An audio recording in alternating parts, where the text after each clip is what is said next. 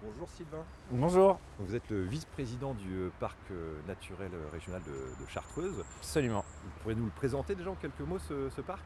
Oui, donc le parc naturel régional de Chartreuse, c'est un territoire qui s'étend sur 72 communes au cœur d'un massif montagneux, la Chartreuse, qui comprend 7 intercommunalités et qui représente à peu près 98 000 habitants. Alors à quelles difficultés êtes-vous confronté en termes de mobilité sur ces territoires? Alors la difficulté, elle est très importante dans ce territoire parce qu'on est à l'intérieur d'un massif montagneux, donc c'est contraint. Nous sommes sur des zones où il y a des pentes importantes et forcément les services de mobilité, ils sont assez limités comparés aux zones urbaines. Il n'y a pas grand-chose. Donc vous êtes très fortement dépendant de votre voiture aujourd'hui.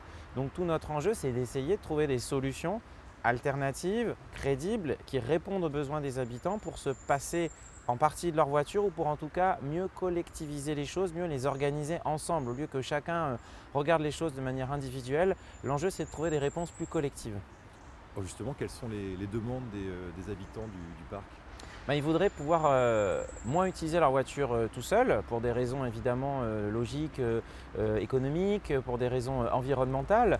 Donc on essaye de trouver des réponses sur parfois du transport collectif, mais ce n'est pas simple. On ne peut pas mettre des lignes de bus partout comme en ville. Il y a des voitures partagées et ça c'est quelque chose qui a un avenir important dans ces territoires, ce qu'on appelle l'autopartage, c'est-à-dire on utilise la voiture à plusieurs, on met son véhicule à disposition au moment où on ne s'en sert pas pour d'autres personnes. Il peut aussi y avoir du covoiturage, on fait le trajet ensemble et ça c'est quelque chose sur lequel nous sommes très engagés avec des dispositifs qu'on appelle M-Covoit de pouce. En fait, vous avez un panneau au bord de la rue et de la route et puis vous pouvez récupérer des gens assez aisément. Ça peut aussi être organisé, structuré par des applications. Et puis on développe aussi autant que faire se peut la question du vélo. Même si on est sur des territoires qui sont, comme je l'ai dit, de montagne, donc en pente, mais on a le développement du vélo à assistance électrique, on a aussi capacité à faire progresser. Et puis comme on est dans un territoire naturel de montagne qui est très beau, qui a des richesses naturelles, il y a des enjeux aussi sur le plan touristique. C'est un peu ce qu'on disait aussi tout à l'heure, ça nécessite aussi un peu une révolution des pensées, une révolution de la manière de voir les choses. Absolument, on est ce qu'on appelle sur le changement de comportement. Ça dépend de tout le monde. C'est évidemment à la collectivité d'impulser, d'organiser des réponses, mais c'est aussi les comportements des habitants qui doivent accompagner cela, qui doivent aussi évoluer pour aller dans ce sens-là. Donc c'est un défi qui concerne toute la société.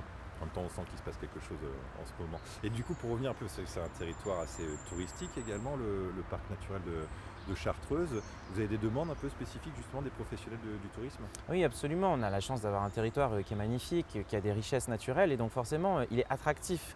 Donc il y a des enjeux de gestion de site pour pas qu'il y ait de surfréquentation et notamment d'invasion de voitures à certaines périodes pour préserver ces territoires naturels. Donc c'est à nous aussi d'organiser les choses en organisant du stationnement en amont, en organisant le déplacement de manière plus collective. Donc il peut parfois avoir la mise en place de navettes, de déplacements aussi à vélo. Donc c'est un enjeu très fort que nous demandent à la fois les professionnels mais aussi les habitants et dont prennent de plus en plus conscience aussi les touristes parce que lorsqu'ils viennent nous rendre visite, ils veulent aussi être respectueux dans leur consommation. Alors dernière question, Sylvain, comment vous l'imaginez l'avenir de la mobilité dans le parc?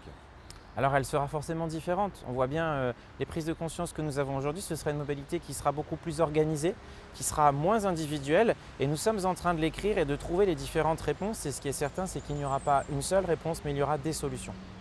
L'avenir de la mobilité dans le parc, vous l'imaginez comment? Alors elle sera différente par rapport à aujourd'hui. Ce qui est certain, c'est qu'elle sera beaucoup plus collective, beaucoup plus organisée et moins individuelle qu'aujourd'hui. Nous sommes en train d'y travailler, nous sommes tous en train d'écrire cette nouvelle page. Et ce qui est sûr, c'est que nous aurons des mobilités qui auront des réponses variées dans l'avenir. Ce ne sera pas une seule réponse, mais ce sera bien des réponses.